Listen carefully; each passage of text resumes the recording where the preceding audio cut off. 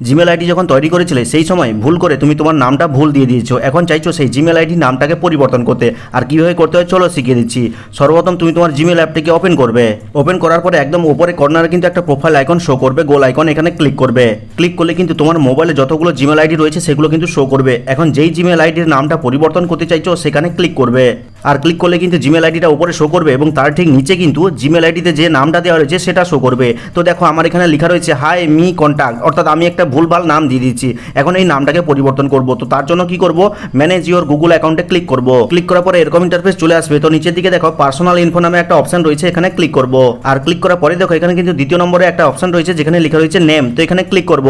Click করার পরে এরকম ইন্টারফেস চলে আসবে। তো এই নেমের ঘরে যে অ্যারো মার্কটা রয়েছে এখানে ক্লিক করব।